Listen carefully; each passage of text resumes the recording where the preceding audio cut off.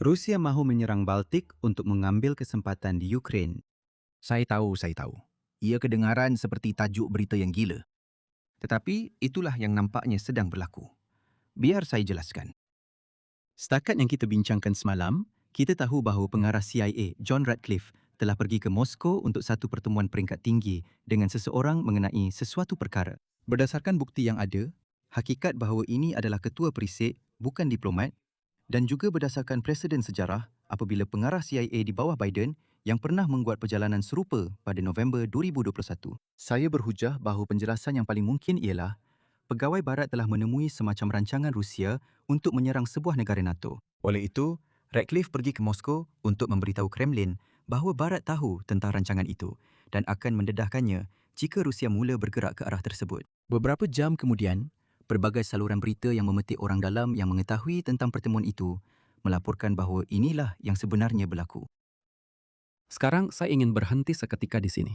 Ini kedengaran seperti peluang untuk saya meraihkan kejayaan kerana telah meramalkan dengan tepat apa yang berlaku di belakang tabir.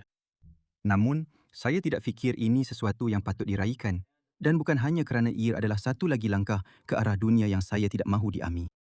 Sebenarnya, ini bukanlah satu ramalan yang begitu berani. Ya, salah satu tema utama yang mungkin anda perhatikan sepanjang 4 tahun kita bersama ialah bahawa jawapan kepada soalan-soalan menarik dalam hubungan antarabangsa selalunya tidak dapat dijawab. Dan penganalisis yang cuba memberitahu anda sebaliknya sama ada sedang menipu diri sendiri atau menipu anda. Dan itu bukan kerana kita, sebagai keyboard warrior, bodoh. Ia adalah masalah struktur. Jika kita tahu jawapan kepada soalan-soalan ini, maka sudah tentu para pembuat dasar juga akan tahu jawapan kepada soalan-soalan ini. Dan jadi, kita tidak akan pernah sampai ke tahap di mana soalan-soalan ini menjadi sebahagian daripada perbualan awam, tepatnya kerana para pembuat dasar sudah pun menangani masalah tersebut. Ironiknya, misi rahsia ketua perisik ke Moskow tidak termasuk dalam kategori itu. Hanya ada beberapa perkara yang sesuai untuk dilakukan oleh ketua CIA di sana. Dan jika anda mengikuti kebocoran maklumat risikan dalam beberapa minggu lepas, tidak sukar untuk mengaitkan semuanya. Saya rasa ia menunjukkan bagaimana sentimen internet yang berleluasa menganggap perjalanan itu sebagai satu misteri besar. Atau lebih teruk lagi, bahawa Ratcliffe berada di sana untuk merundingkan Pakatan Molotov-Ribbentrop versi 2.0. Mengejutkan, apabila internet melayan teori konspirasi yang tidak berasas, internet membuang masa semua orang dengan terlibat dalam perbualan yang tidak masuk akal. Memang kedengaran seperti saya sedang meraihkan kejayaan sekarang. Tetapi ada satu perkara penting di sini yang tiada kaitan dengan usaha memuaskan ego pribadi saya. Simpan dulu perkara itu seketika, sementara kita membuka surat khabar dan mengetahui lebih lanjut tentang butiran mesyuarat tersebut. Sebenarnya, tidak. Kita masih belum mempunyai banyak maklumat terperinci di sini. Saya juga akan jelaskan perkara itu sebentar lagi. Tetapi laporan dari hampir semua saluran berita utama pada waktu ini hanya menunjukkan bahawa Ratcliffe telah pergi ke Moskow untuk memberi amaran kepada Kremlin supaya tidak mengambil tindakan provokatif yang telah diketahui oleh perisikan barat bahawa pihak Rusia mungkin akan lakukan tidak lama lagi. Belum ada butiran lagi mengenai apakah tindakan provokatif itu. Tiada butiran juga mengenai apa yang mungkin telah dibentangkan oleh Ratcliffe kepada Latvia semasa beliau berada di sana pada hari Isnin. Satu-satunya maklumat lain ialah Ratcliffe mempunyai misi sampingan untuk memberitahu Rusia supaya berhenti membantu Iran. Yang, jika kita jujur di sini, boleh saja dihantar melalui email dan Kremlin terus mengabaikannya. Sama ada Kremlin mengabaikan bahagian pertama masih belum dapat dipastikan. Namun, sekarang kita telah mendapat pengesahan bahawa inilah perkara utama dalam mesyuarat itu. Ia wajar untuk membincangkan ciri-ciri utama plot Kremlin, sama ada ia mempunyai harapan untuk berjaya dan bagaimana NATO cuba mengganggunya. Kita telah membincangkan rangka pelan Kremlin sebelum ini. Ambil beberapa tindakan provokatif terhadap negara NATO, cipta krisis diplomatik. Gunakan itu untuk mencetuskan kesan rakyat bersatu di belakang pemerintah dan kemudian salurkan tenaga patriotik itu untuk mendapatkan sokongan bagi mobilisasi berskala besar. Sebenarnya, bahagian pertama rancangan ini bukanlah sesuatu yang baru. Sudah hampir setahun sejak Rusia memulakan kempen mengganggu negara-negara NATO, termasuk tetapi tidak terhad kepada drone Rusia yang secara kebetulan memasuki Poland. Drone Rusia yang secara kebetulan memasuki Romania. Drone Ukraine yang terganggu isyaratnya secara kebetulan memasuki Latvia dan menyebabkan skandal yang cukup besar sehingga memaksa Perdana Menteri mereka meletak jawatan. Pesawat Rusia secara kebetulan menceroboh sedikit ruang udara Estonia dan bahan letupan yang asal-usulnya tidak diketahui secara kebetulan ditemui di landasan lapangan terbang Jerman. Juga sepanjang tahun lalu, Kita telah melihat respons yang agak sederhana daripada NATO. Terdapat beberapa konsultasi artikel 4 pada permulaan kisah ini. Tetapi selain daripada langkah pertahanan yang dipertingkatkan dan diselaraskan, tidak banyak tindak balas proaktif yang diambil. Tindak balas proaktif mungkin menjadi oksimoron kegemaran baharu saya. Apapun, NATO tidak melakukan lebih kerana itulah sebenarnya yang Rusia mahukan daripada perkara ini. Ia dipanggil serangan provokatif atas sebab tertentu. Ia direka untuk mencetuskan tindak balas. Tetapi satu-satunya tindak balas setakat ini ialah NATO cuba untuk tidak terlibat dalam kekecohan. Saya pernah gunakan frasa, jangan terperangkap dengan muslihat itu hampir setahun lalu. Dan ia masih menjadi mantra hingga hari ini. Namun, kita berdepan sedikit masalah dengan struktur insentif yang dicipta di sini. Dan kita mula melihat akibatnya. Jika serangan provokatif tidak menimbulkan tindak balas, mungkin serangan itu tidak cukup provokatif. Itu, sekurang-kurangnya, nampaknya adalah pengajaran yang sedang dihayati oleh Kremlin. Sebab itulah, tahap eskalasi baru dan tidak diketahui ini yang memaksa Ratcliffe ke Moskow. Sekarang, apakah sebenarnya tahap eskalasi itu masih belum jelas? Seperti yang saya katakan semalam, komuniti perisikan mungkin mempunyai maklumat yang sangat khusus. Sebab itulah, perkara ini memerlukan satu lawatan dan bukannya sekadar panggilan telefon. Sebab mereka merahsiakan butiran itu adalah kerana pertimbangan sukar yang sama yang dihadapi oleh Zelensky pada malam sebelum pencerobohan. Jika semua orang mula panik sebelum masalah itu benar-benar bermula, maka anda sebenarnya telah memberikan kemenangan percuma kepada musuh anda. Sebagai contoh, jika laporan risikan yang tidak diketahui itu mengatakan bahawa Rusia merancang untuk menghantar anggota bersenjata tanpa tanda pengenalan ke Narva, Estonia, maka mengumumkannya sekarang hanya akan menyebabkan pemindahan Narva. Dan kita mungkin akan sampai ke tahap itu, tetapi kita belum sampai ke sana lagi. Apabila Amerika Syarikat membongkar rancangan pencerobohan itu 5 tahun lalu, terdapat jurang 2 minggu antara mesyuarat tertutup di Moskow dan beberapa laporan risikan yang klasifikasikan memasuki domen awam. Ia mengambil masa kira-kira sebulan sebelum ia menjadi satu kempen media yang bersepadu. Jadi mungkin kita akan mula mengetahui lebih lanjut tentang perkara ini pada bulan September. Atau mungkin kali ini Rusia akan mengambil iktibar daripada amaran itu dan membatalkan rancangan tersebut. Dan paling banyak yang akan kita dengar tentang perkara ini adalah 2 bulan dari sekarang. Dalam bentuk pendedahan Washington Post yang tidak mendapat perhatian sewajarnya tentang apa yang hampir-hampir kita elakkan. Sama ada strategi pendedahan kepada umum ini akan berjaya atau tidak, sebahagiannya bergantung kepada sama ada Putin dapat meniti garis halus politik di mata khalayak domestiknya. Dan itu, sebahagiannya, bergantung kepada sejauh mana penonton antarabangsa yang lebih luas menerima amaran-amaran tersebut.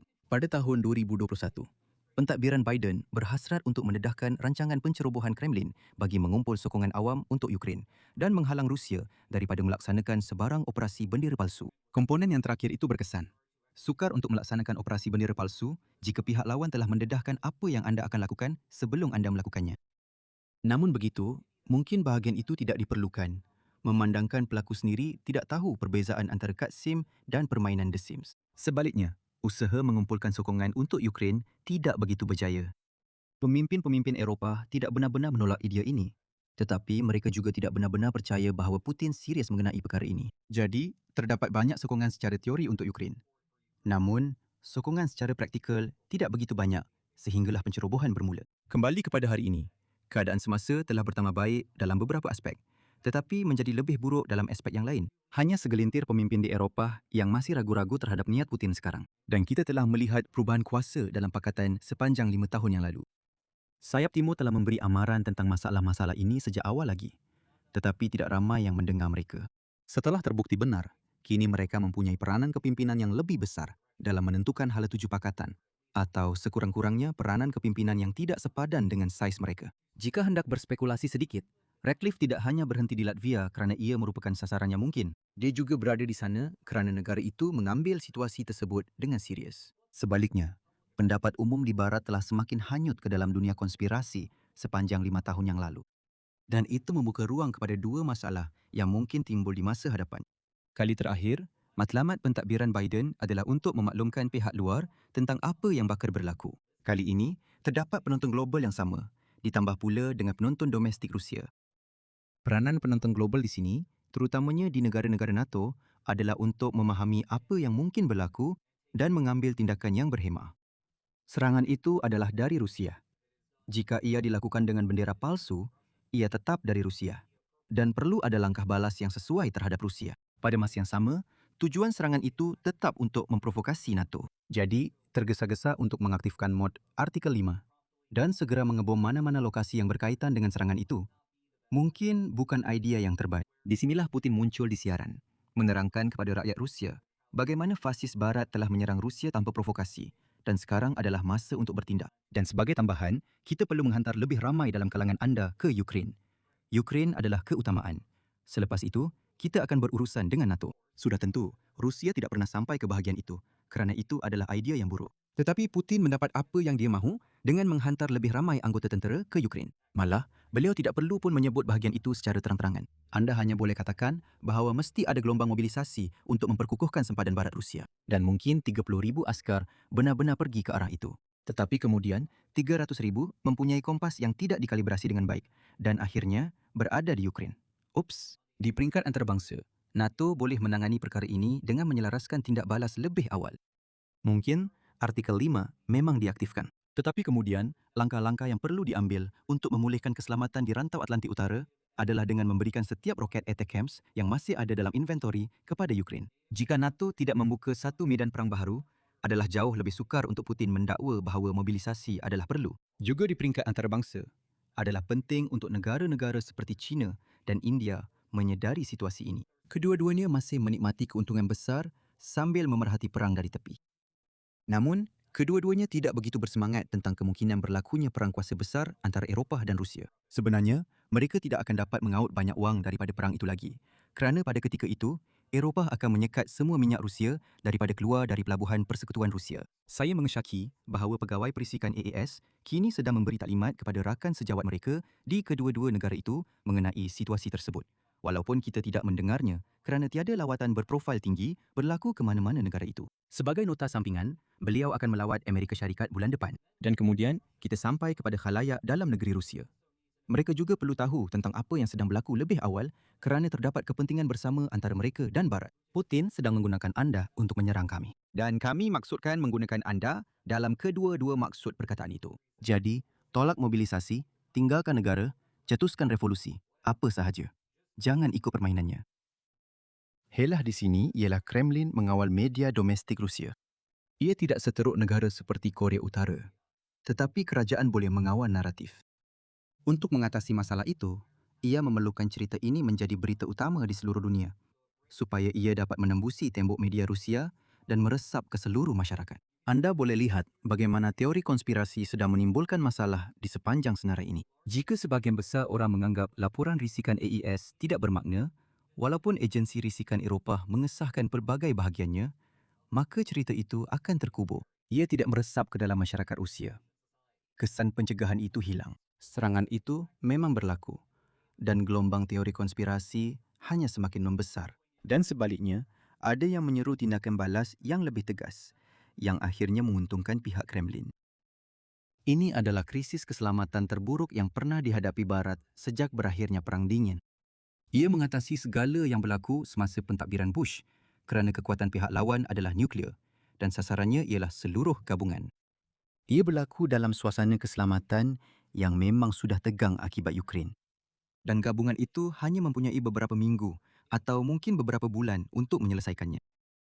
Sementara itu, jika anda mempunyai soalan yang ingin anda ketahui, anda boleh bertanya di Geopolitics Helpline. Terdapat keseluruhan arkib kandungannya di sini dari saluran Sekunde saya. Dan jika anda menikmati video hari ini, sila suka, kongsi dan langgan. Dan saya akan jumpa anda esok. Jaga diri.